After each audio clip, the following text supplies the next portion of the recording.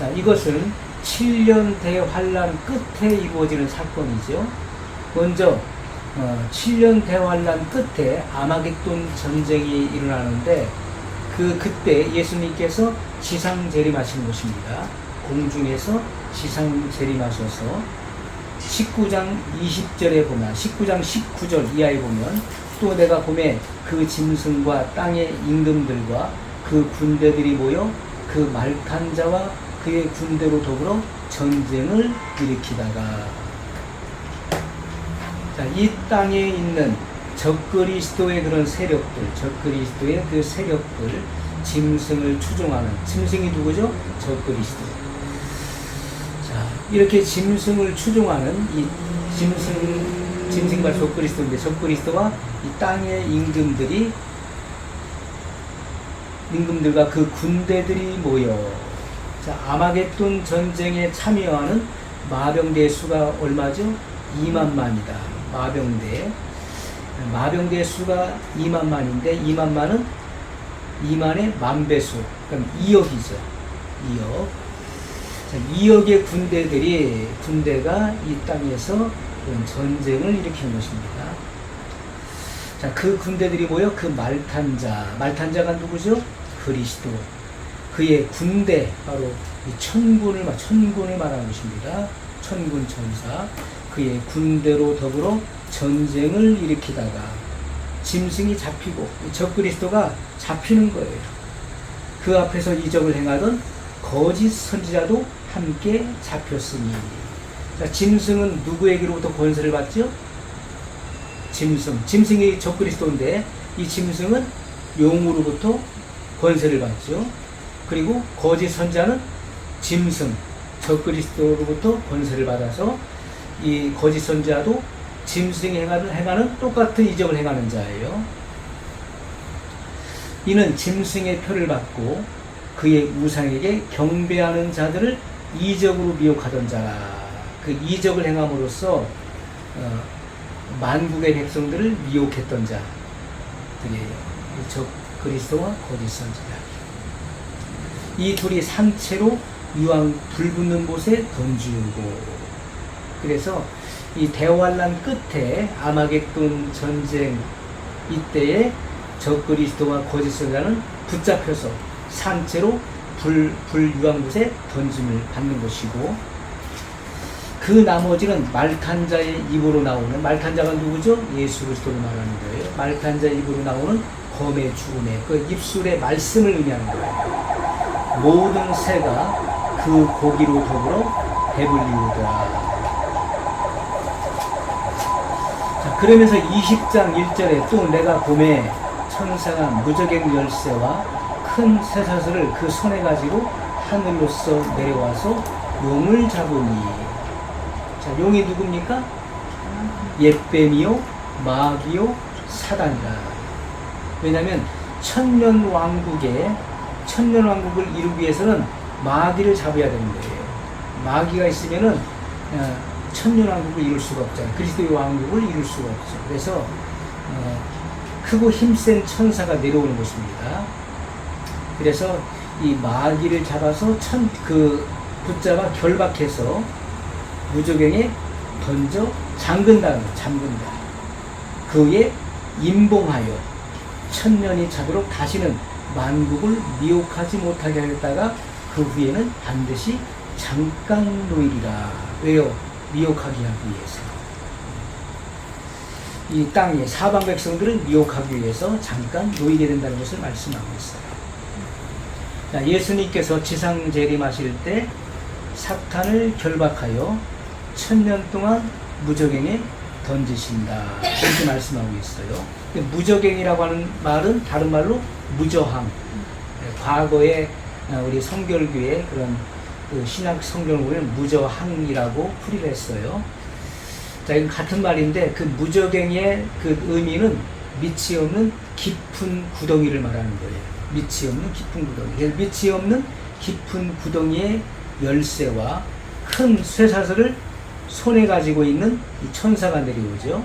사단을 결박하여 무저갱에 던져 잠근다는 거예요. 이것은 이 천사는 아주 높은 지위에 있는 힘센 천사를 말하는 것입니다. 그렇기 때문에 사단을 이기는 것이죠. 하늘로부터 그 쇠사슬을 가지고 내려와서 사단을 결박한다는 거예요. 그렇게 높은 지위에 있는 힘센 천사를 말하는 것입니다. 그래서 그 무적의 문을 잠그는 열쇠를 갖고 있죠. 또 사단을 결박하는 쇠사슬을 가지고 있잖아요. 이것은 이 사단, 다른 말로 용이라고도 하고 또 마귀라고도 하고, 이 사단의 세력을 제한시키기 위해 사용되는 도구를 말하는 것입니다. 이것이 바로 이 무적행의 열쇠 그리고 쇠사슬을 말하는 거예요. 결박시켜서 집어 던지고 잠궈버리는 거예요. 그 세력을 제한시킨다.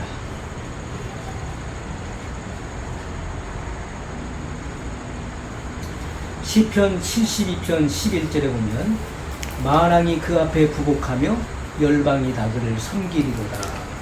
자, 이 천년 왕국을 지금 기록하고 있는 것입니다. 시편 기자는 이미 장차 수천 년 후에 이루어질 이 천년 왕국을 내다본 거예요. 만왕이 그 앞에 굴복하며, 만왕이 굴복할 때가 언제입니까? 천년 왕국 때예요. 열방이 다 그를 섬기리로다. 또 디모데전서 6장 15절 말씀을 보면, 디모데전서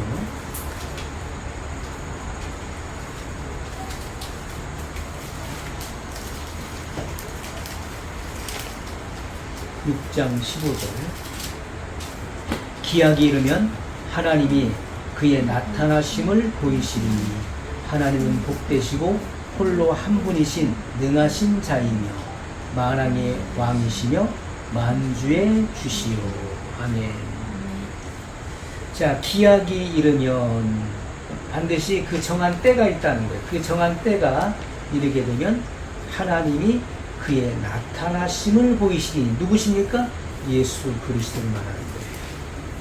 하나님은 복되시고 홀로 한 분이신 능하신 자이시며 만왕의 왕이시며 만주의 주시오. 예수 그리스도께서는 만왕의 왕, 만주의 주로 강림하신 것입니다.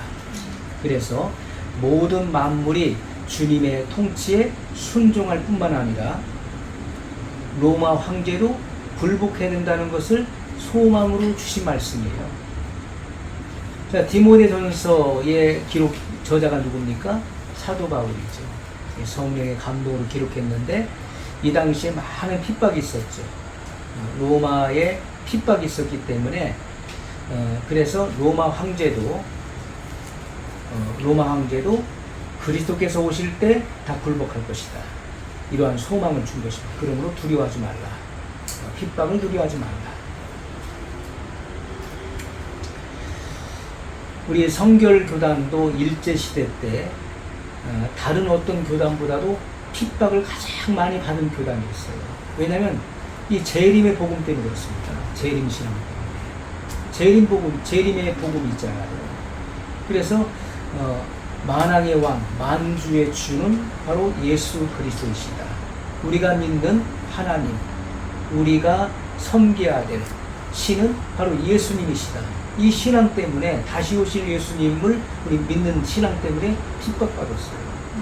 일제시대 때 그 신사참배를 강요했잖아요. 일본 그 천황의 그 우상을 곳곳에 만들어 놓고 거기에 숭배하도록 했던 거예요. 그런데 우리 기독교의, 특히 우리 성결교단의 믿음의 선진들이 그걸 거부했어요. 그래서 핍박받아 고문받았다가 죽은 이들이 많이 나오고 순교자들이 많이 나왔던 것입니다. 앞으로 마지막 시대의 이 대환란 때에도 뭐가 세워집니까? 짐승의 우상이 세워지잖아요. 짐승의 우상. 그 짐승의 우상 앞에 절하라는 거예요. 경배하라. 그렇지 않으면 숫자와 상관없이 다 죽인다는 겁니다. 누구는 다 죽인다. 이 목숨을 위협받는 그런 시대가 오기 때문에 사람들이 거기에 절하게 된 것입니다. 그런 사람들은 불과 유랑의 못에 참여하게 된다.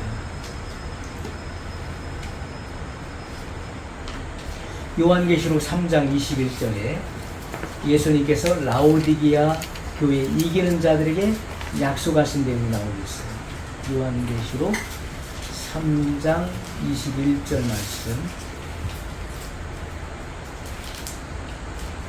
이기는 그에게는 내가 내 보좌에 함께 앉게 하여 주기를 내가 이기고 아버지 보좌에 함께 앉은 것과 같이 하리라. 아멘. 자, 이기는 자에게만 약속이 주어집니다. 진 사람은 약속이 없는 거예요. 이기는 자. 예수님의 생명을 받은 자들이 결국 이기는 것인데 무엇을 이깁니까? 세상을 이기고 죄를 이기고 사단을 이기는 거예요. 마귀의 그런 세력을 이기는 것입니다. 자, 이기는 그에게는 내가 내 보호자에 함께 앉게 하여 주기를. 예수님의 보호자에 같이 앉는 것입니다. 예수님과 함께 보호자에 앉는 것이죠.